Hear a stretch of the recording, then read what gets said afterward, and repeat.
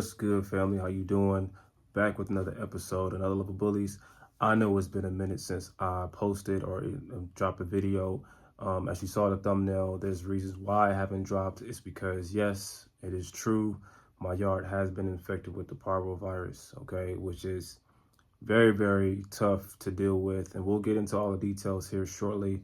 I just wanted to catch you guys up on what's been going on, let you know what the update is on the puppies and what's been taking place thus far. All right, so without further ado, let's go ahead and get into the video. So it's been super stressful. I've been dreading this video. I've been putting this thing off for a while just because I've been extremely busy trying to maintain the yard. And as I told you in the previous videos, I like on this channel, at least for me as a breeder, I like to be completely transparent with all the customers and everybody who follow me on this channel. And part of that is, you know, the good stuff, and also come with it is the bad as well. So unfortunately, this is going to be one of those sad videos, but at the same time, I want to keep you guys updated with what's been going on. And the only way to do that is to shed light on the information, so that way when you guys come across anything like this in your yard, you know how to A, address it, and then two, kind of know how to kind of pivot to make things work for your yard. So anyway, yes, my yard has been infected with the parvovirus. And first off, let's talk about the parvovirus and what that entails, so that way you guys know what this virus is. It's a highly contagious and deadly virus. It's probably one of the worst viruses that that can happen in your yard to your dogs, and it's fatal. All right, definitely death is a 50-50 chance when it comes to parvovirus. Okay, so and in certain cases it can be higher or lower, just depends on how you attack it, how you treat this virus. And the thing that really bothers me the most is that you don't know the origin of where this virus can come from. Okay, it can travel many ways. It can come, you know, off your tennis shoes, to you going somewhere. Anyone else in your yard that could have been around a dog that was sick and infected can come into your yard, and next thing you know, it spreads.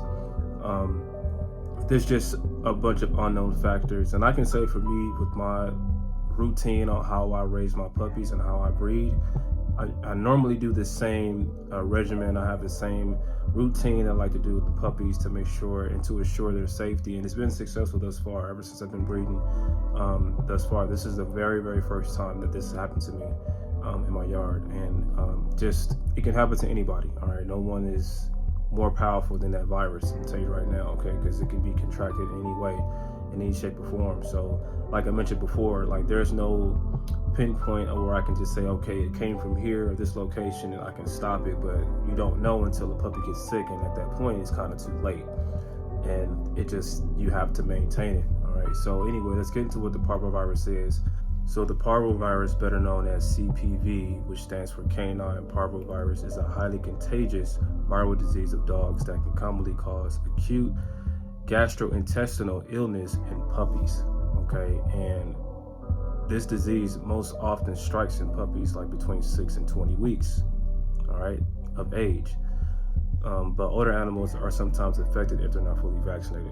Okay, and what this does is, this virus is very deadly because it attacks the white blood cells, all right, and it pretty much sits in that gastrointestinal area, which affects their bowel movements as well as vomiting. Okay, and it just sits there and it just destroys the dog, and it makes the dog super, super weak, and they're unable to really just bounce back from that because they're so young in age. All right, as I mentioned before, it's that 6 to 20 week mark.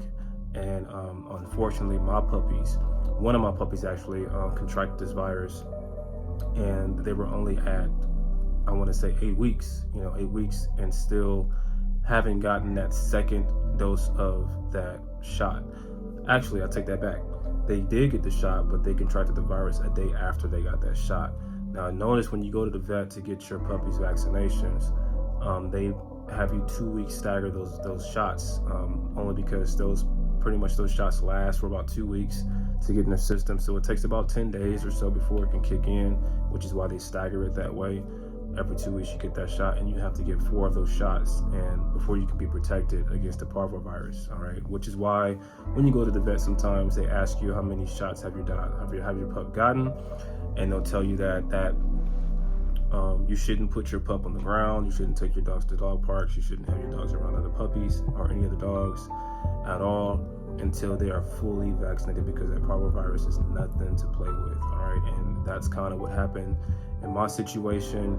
And I'll get into my story here in a minute, but I just kind of want to just let you know what the parvovirus is and how it moves and how contagious this virus is. So let's go on to how contagious this virus is. Okay, so you can see.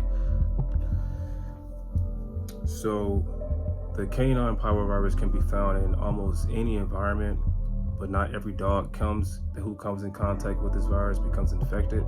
But there are several factors that come into play in the infection, including the immune system of the dog, which I mentioned earlier, how it detects that ingestral area, and the number of viruses the dog is exposed to. Okay, if the combination of factors is just right and the dog does become infected, a specific sequence of events will begin to attack the body. All right, so that's pretty much what's happening with this virus. And normally, what happens during the infection, there is an incubation period with 3 or 7 days before the onset of first symptoms. Includes you'll start to see your dog have diarrhea. That's the first sign that I saw with my puppy. He was just having a lot of diarrhea and a lot of vomiting. After diarrhea, vomiting became shortly after. All right, and it's well, I didn't change the food, I didn't change anything that I've done with the dogs leading up until that point. And so that's the red flag on okay, something's wrong with the puppy, and so it's time to get them checked out. But by the time you get to the diarrhea part and the vomiting part, it's kind of too late. That dog has contracted the virus, so you can't stop that virus. All right, that virus has take hold of that dog or puppy, and you must get immediate attention to that puppy right away. And the highly recommended route is to take your dogs to the vet. And in my case, my situation, that's what one of my pups was experiencing. That had two pups. Actually, I had two pups together, and right next door was a divider, and there was another two pups there. So only one of the pups was experiencing diarrhea. So I had to separate all the puppies to see which puppy it was. But by that point, you'll notice that your dog will start to act very, very different. So during yard time, I would see the puppies, and normally they're very high in energy. They're playing around. They're, fighting each other. That's normal. Eating all the food, drinking a lot of water, just very, very high active. You get a pup that's not that active anymore, that used to be active, chances are there's something wrong with that pup. My pup was acting very, very distant, just away from everyone, and then he would go in a corner and begin to act like he wants to vomit. And that right there was okay, that's a red flag. So immediately after that, I kind of gave it 1 day just to see if he would continue to do the same thing, and then notice that he wasn't eating anymore, wasn't drinking any water anymore, just very, very just lifeless, just out of energy. So I said, okay, it's time to get him to the vet. And that's when I went to the vet. And the first thing they ask you at the vet is, have they had their shots? How many shots have they had? I said, well, he just had a shot, but afterwards we were experiencing vomiting and diarrhea. All right, so they immediately put you in a room separate from all the other dogs, and so they can run the test. And the test comes back, and once it comes back, they'll tell you, the puppy has the CPV parvovirus and it'll be positive, or they don't have it, and then they can kind of give you a treatment regimen on what to do next. But unfortunately, in my case, it was positive. And because he was positive and was around the other pups the day before, which means that it's possible that the rest of my litter could be contaminated. And I had to stop the entire operation when it happened, because I have to isolate not only the pup that tested positive, but then I also have to proceed with getting other pups tested just to make sure to see who has it and who doesn't have it as well. Like I said, highly contagious. All right, so this thing is it can live on any bowls, eating bowls. It can live on surfaces for up to 30 days. It can be on the bottom of shoes. It can be on any metal surfaces, anything. It can live on anything for a long time. And just by that, puppies are very, very, exposed to this virus, and it can just happen to.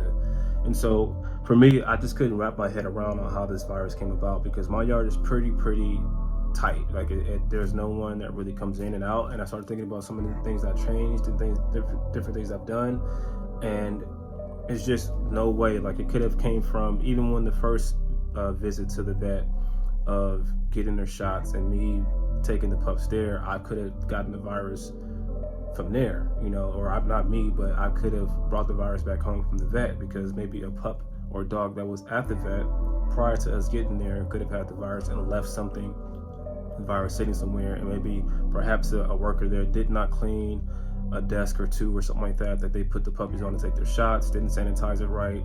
It could be me walking behind a dog and family that walked in before me that had the virus and on the bottom of my shoes, and it could be gardeners coming in. You never know. Like it can just be from anywhere.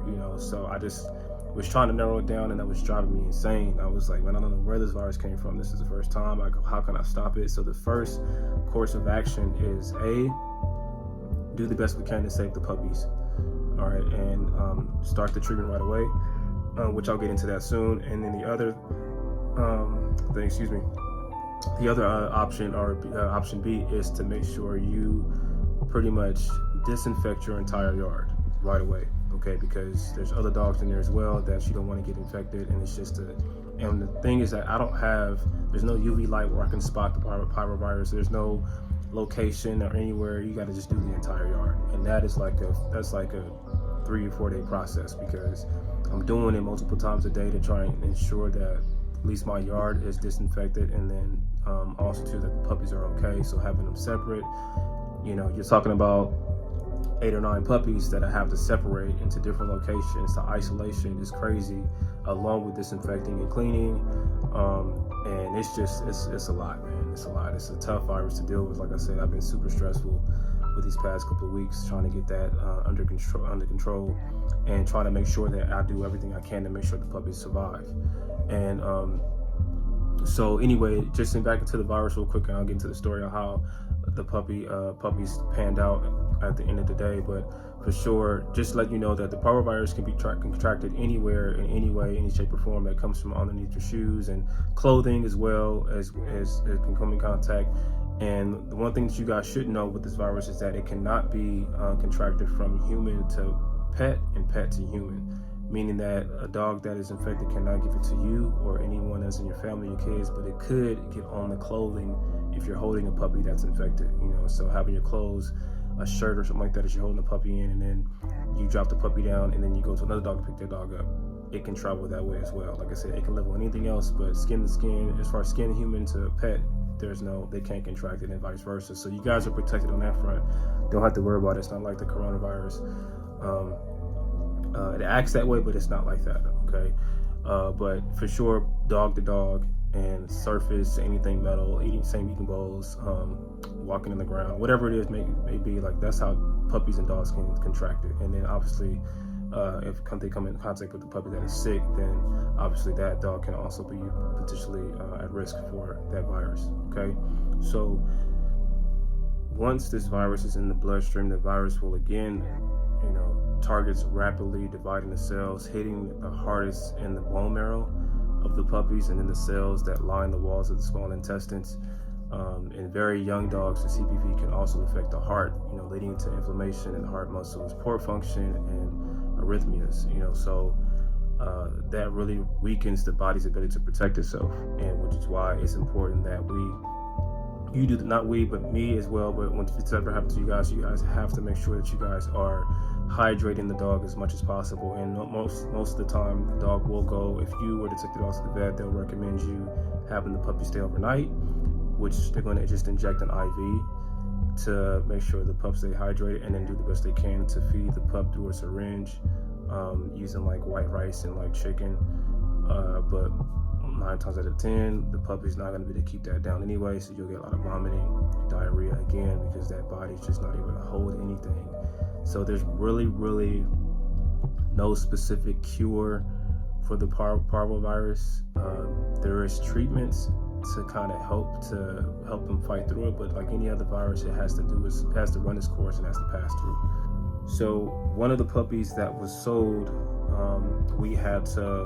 that was one of the puppies that got sick, and was the number one pick actually out of the litter, Cobbler, and he was the one that was experiencing all the diarrhea and vomiting, and we had to get him some help ASAP. So went to the vet, and they recommended us keeping him overnight, but even with them keeping him, it was still a 50-50 chance of his survival, okay, whether we took him home or not. So the doctor was very, very transparent with me as well. He was very, very helpful as giving me knowledge on how they're going to treat it and how I can potentially help to treat him as well if we were to just take him home. And so I opted to keep him with me only because I know that that vet bill is going to be between $1,500 to $2,000. All right, that's a pretty high price with no guarantees that your puppy's going to make it. So I consulted with 2 doctors there, and both doctors recommended that I take the pup home because otherwise they're going to pretty much do the same thing I can do at home, and it'll cost less money. So I left there with a bunch of medication and pretty much anti-diarrhea, anti-vomiting, something for the stomach, something for the heart, and just other things to kind of help his immune system. So pretty much just giving him that, and all through pretty much oral and syringes and liquid on those things. And I forget the names of the medicines, but I can post those here in the description below so that way you know, and you may want to stock up on that for your yard. Nevertheless, I ended up taking the puppy home, and I had to separate. So I had to prep the house and prep the area and get him isolated as well, and put him in an area where he can kind of be comfortable as well as receive the medications that we were going to give him. Now, the vet did mention that if the parvovirus is to the point where we're leaning more towards the worst part, which is death, then the pup survival can only last up to 3 to 5 days from the time of contracting that virus, okay? The other flip side to that, the other good 50% of that is the pup will start to show signs of him eating again, drinking water, and they'll start to kind of bounce back. And from the moment we got in there, Cobbler was still kind of, you know, active a little bit. You know, he was tracking very well. He was still listening to commands. So the vet kind of thought that he would survive and make it through okay, as long as we just kind of make sure we keep the pup hydrated. So before we left, they did give him medication. They gave him, you know, fluid under the skin, which kind of is like a super like intense hydration right away to the body. The body absorbs the water really quick, and then so that way he has some type of you know, life in him in his bloodstream, and kind of help him kind of get that hydration he needs. So when we left, he seemed to be doing okay. He was still moving around a lot, but day after that, he just started kind of just going downhill, man. It was bad. He was looking very, very skinny. He wasn't eating very well. Just very, very weak. Just could not, you know, get up as much as he would like to. And so I spent a lot of time with just making sure that he gets the medicine he needs, hydration, all the diarrhea and vomiting medicine, everything that we can think of to kind of make sure that he can just pull through it, and the virus is kind of just taking a hold on his body heavily. So at this point, I've already made the phone call to the customers and then explained to them what was going on with their pup, and I just told them outright, I don't think it, you know, we can't let this pup go to you, and this pup is not in good shape. And so thank God that, you know, this customer was very, very patient with us and letting us kind of just see what we can do to work with him to kind of you know, give him something of good faith to where, you know, once we know how the pup is doing, then we can further kind of let you figure out what the options are and what course of action we're going to be taking moving forward. But like I said, my main focus was just for me to just keep that pup alive, okay? And a couple of days went by, and still no eating, still no drinking, no water, just very, very weak. And there's a very, very bad smell. How you know your dog has parvo? There's a very, very distinct smell. It's almost like a rotten smell. It's just really, really bad. The stench is bad, and it's very, very strong. And you can smell it in like their vomit. You can smell it in their diarrhea. It's just very, very strong all over their bodies. And normally you'll get like a kind of like a yellow, greenish kind of discharge, and that's all that parvo that's coming out of that pup. And it's just a bad sight, man. It was just tough. And unfortunately, Cobbler did not make it. After, like, I want to say day 4, coming up on day 5, he just wasn't, he would lay down in the area we had, and normally we can see, you know, rise and fall from the side of the diaphragm, but came home after making some runs to get some more solution, you know, disinfectant stuff, and he just wasn't moving anymore. And we had to go ahead and just confirm that he didn't make it. So very, very sad situation for me. It could happen to anyone. It's just there's nothing I could have done. I had to stop blaming myself at one point, just to kind of get that off my chest. But I just felt like, you know, that pup was it was helpless for him, you know, and he didn't have to suffer like that. But unfortunately, he did pass away, and we told the owners who actually purchased him that, you know, what was going on, and they were understanding. And what we did and what I decided to do was offer him another pup that was healthy and came back negative on the test and was, you know, in good shape. And it all worked out because that was actually one of the pups he really wanted, which was going to be my keeper.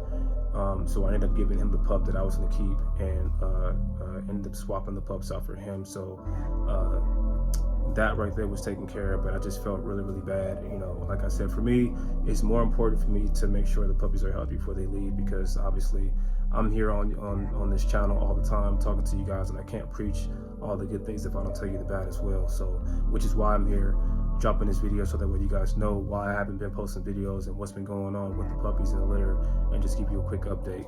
So Cobbler did not make it. Very, very, very sad. He did not make it. He was a great pup as well. Very, very nice. All the puppies are really nice, but he was really, really a good pup. So after Cobbler's passing, I had to go through and get the rest of the puppies tested, and it did come back in a split decision that half the puppies were testing positive and the other half were testing negative. So the ones who were testing positive, I was just super stressed out. I'm like, I can't go through another death like this with these puppies. Like, I had this 4 puppies that came back positive. So I said, you know what, this is gonna be too much, man. So I had to really, really dive in and really do the best I can to make sure these puppies were going to survive. And as it stands right now, all the puppies that tested positive are now eating and now drinking water. They are a lot different than where that Cobbler kind of expressed after that, you know, that virus took hold on him. They're more alert. They did have their stage where they went through the diarrhea stage and vomiting stage, but now they are eating well. Before we wasn't getting that at all with the puppies, but now they're eating well, they're drinking water. So typically after 1 week to 15 days is when we can start to retest them again and see if that parvovirus has left their system.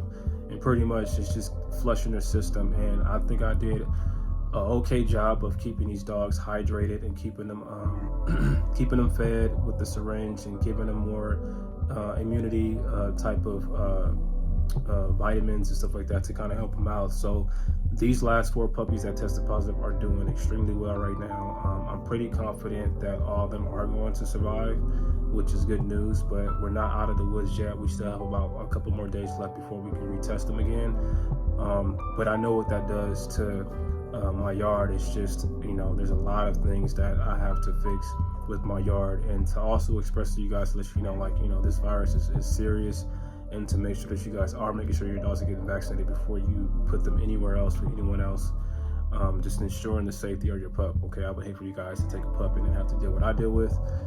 It's just a lot. But needless to say, all 4 puppies are doing great. They're all eating well. Like I said, their bowel movements are all solid. There's no diarrhea. There's no vomiting. They're picking back weight again. The weight is going back up again. With that being said, I will be reaching out to the customers again, and I've already been in contact with them before, so they're aware of this video dropping. I even reached out to, there were some puppies that already had left the camp, and I've also reached out to them as well to make sure their pups are doing okay, and they all came back okay. So I'm just happy on that front, and just to keep you guys an update. So once again, I appreciate all the patience from all the customers who have been dealing with us and everyone who's been on this channel, just to make sure you guys are understanding what's going on. with me and with the camp and with the puppies. We are still here. I'm still alive and kicking, man. Our puppies are still doing okay. But I just want to make sure the puppies are in good shape before we let those puppies go. So if they all come back, like I think they would, if they all come back negative, then we will still have puppies available, and I'll let you know which one of those puppies are after we've taken care of the customers. And then once that's done, I'll drop another video to let you guys know what's going on and who's available. And if you guys are still interested, let me know.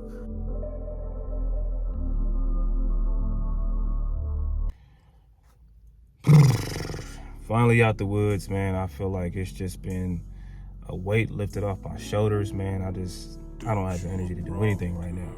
Anyway, I still got to do my job and make sure you guys get the information, because I know you guys want an update on what's been going on.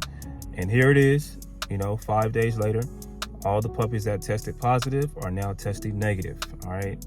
Yes, they are back healthy. They are back in good shape. They are eating good. They're drinking water. The stools are solid, no vomiting.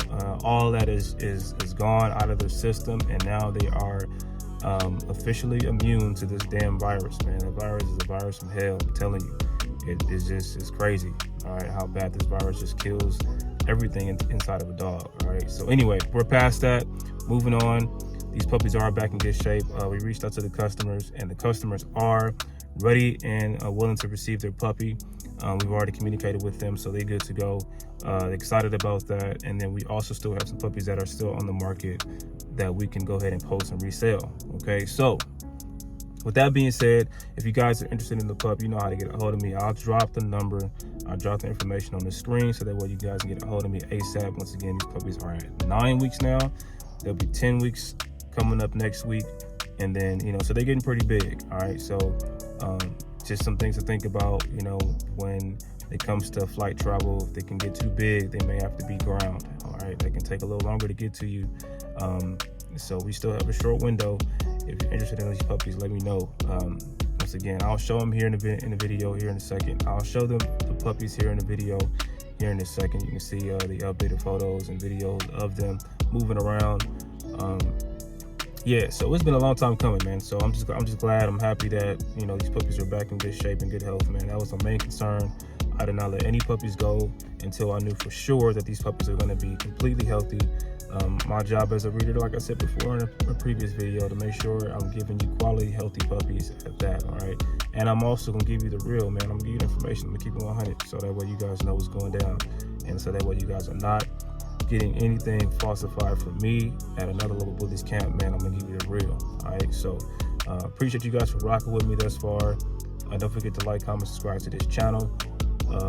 One last thing, ear croppings. All right, if you're looking to get a dog from me and you want the ears cropped, you have to get to me like ASAP, because anything past 12 weeks, it's gonna be hard for their ears to heal. All right, so you want to make sure you get to me regarding the ears if you want those done immediately. Outside of that, I think I've covered mostly everything. If not, then hit me up, in the comments. Let me know how we doing over here in this channel. Big thumbs up or something, and don't forget to share this video with some people who are experiencing the same things, man, and need to be knowledgeable about how to treat it and how to handle it. All right, so anyway, I think that's all I got. Just want to do a quick video real quick. I'm gonna show you the pups real quick, and then you guys go ahead and drop some comments down there, man. All right, hey, appreciate y'all. All right, another Little Bullies, we out of here. Now that they're all healthy, I can go through and tell you which ones are available. All right. Hey, don't forget to hit me up if you guys are interested in these puppies that I'm about to show you right now. All of them are not available, but I'll show you the ones that are. Like I said, just tap in with me. Hit the number that's on the screen right now. Shoot us a text, give us a call. Email as well, that works as well. All right, let's get to it. So, all right, starting with the boys, we got King here, back on the market. He was one of the boys that was sick and now is testing negative, so he is back in good health, which I'm happy about, man, because this right here was probably like the best boy out of all of them right now, because of how just consistency with the color, size, head size, chest, straight paws, and I'm really happy he pulled through. So this is King. Come on, boy. Come on. Acting a little shy. But anyway, this is actually a good view for him right now. You can see how he looks. Yeah, so he is a chocolate tri. Almost like Reese's from Nala's first litter, just a boy version of it. A lot more bigger, obviously. And as you can see, his size is nice. Okay. And he's going for a good price as well. They're at 9 weeks right now. So if you are interested, especially if you're interested and you're looking to get ear croppings, get at me ASAP. So that way we can get the ears cropped, because like I said, anything past 12 weeks is gonna be very, very difficult for those ears to heal. All right, so that's King right there. Don't let this fool you, man. He is probably the most vocal out of the bunch. Yeah, I'm surprised he's quiet right now, but as you can see, man, you're getting everything. Shoulders, look at the shoulders on him. You can already tell, man, this guy is gonna be a great stud. I don't miss, man. I don't miss when it comes to the bloodline, man. I do a great job of making sure that you guys are getting some quality puppies, man. If they're not quality, I don't sell them, all right? So, as you can see here, man, that's King right there. He's available, all right? Hit me up if you want to know the price, and we'll go ahead and talk. And like I said, we can come up with a good price for you, and I'm pretty sure we can find what you're looking for, okay? That's King. It's a boy, all right? Chocolate tri. That's him. On the right, we have our two darker colors of the litter. We have Oreo. He's the smallest out of the boys, just weight-wise. But obviously, he still has the structure. He still has the bone structure, because he's coming from some good parents and a good bloodline. So he still has the bone structure you're looking for. He's just going to be short and stocky, it looks like to me. As of right now, as it stands from what I'm looking at, he's probably going to be the short and stocky one.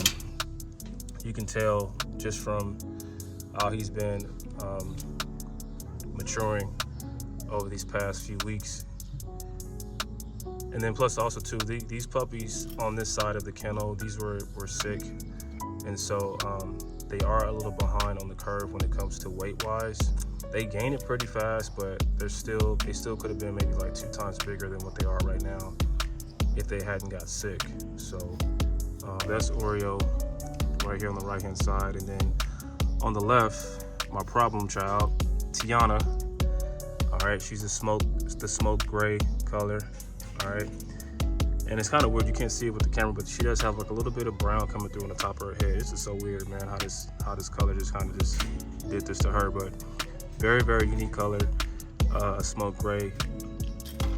She is probably the most active pup out of all of them, and then second in line would be King, and then she's number 1 as far as being active. So high energy with her.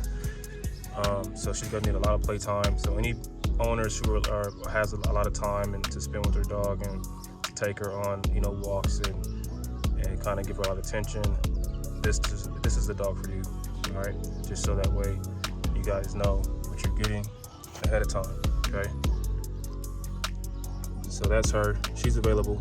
So all 3 of these are available right now. Just hit us up with the price. We'll hit us up and then we'll let you know. We'll talk prices and we'll talk what we can do for you to make sure these puppies go to a great home for one, and then give you a reasonable price for these pups, okay? So if you are interested in Oreo and Tiana right here, let me know. Kind of see her color a little bit. All right. So that's her right there. You got Oreo, Tiana, and King down there. That's ready to go. You can see Oreo how he's sitting down. You can just tell the way he sits, man. He has nice shoulders on him as well. Okay. As far as temperament-wise for Oreo is very, very calm, very, very mellow, very clingy, wants to be next to you all the time, under you. So you're getting a love bug here, and you probably get more of a hunter on Tiana. Okay, all right. So these 2 are available. So get at me, okay? Let me know. And I believe I have 1 or 2 more available, but I'm still debating on keeping 1 or not. So available. Let's go and take a look at the other 2 that I may have available. All right. So here's Peaches. All right, Peaches is probably the most biggest girl we have left in our yard.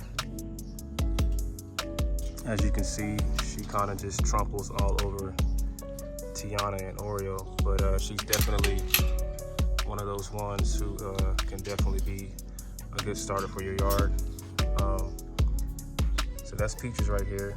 She's really, really nice. Look how she stands. You can just tell, man, like, it's just, all these dogs have amazing bone structures on them. And they do a great job on commands once again. So I have a lot of quality puppies over here with consistency that you're getting with me. Nothing less. Nala always produces very, very well. I'm just kind of a little bummed about this being her last litter. But like I said, if you guys are looking to get a pup from her litter, this is a chance to get one right now. So this is a female, Peaches right there. As you can see, she is beautiful. All right, this is a lilac. She's still a try. She does have a little bit of light brown that is very, very faint that you can see on her. But yeah, so that's Peaches right there. She's available. All right. If you're looking to start a kennel, you always want to make sure you have a quality girl, and this is her. This is the one you want to start your kennel with, okay? She'll produce something nice for you guys, all right? And then she, right here, Luna, we have Luna here. That was going to be my keeper. For the right price, I'll let her go, but it does have to be the right price, all right? She won't, I'll tell you right now, she won't be super cheap. Just because I know, just from looking at her, what you're getting with her. And for me, if you know I want to keep her, then you know that she's top of the line as well, okay? From the color, to the chest, to the arms, to everything, all right? Shoulders, temperament, all right, no high rears. Everything is intact with her, as well as Peaches as well. I actually could have chose between the two of them, but obviously I can't keep them all. Peaches could have been a keeper as well, but I decided to go with her. Only because from birth, I had to bring her back to life. She came out lifeless, and I had to bring her back to life. And I don't know what it is about me having to keep dogs that I have to bring back to life. I guess we just developed a bond. But yeah, same thing with Queen that we kept from Nala's first litter. We also had to bring her back to life, and we ended up keeping her in our yard too. So yeah, I just, developed a bond for some reason, man. So I just decided to go with her. All right, so that's Luna right there. But like I said, for the right price, and when I mean right price, it's gonna be nothing less than $5,000. I'll tell you right now. All right, nothing less than $5,000 to take her off my hands. All right.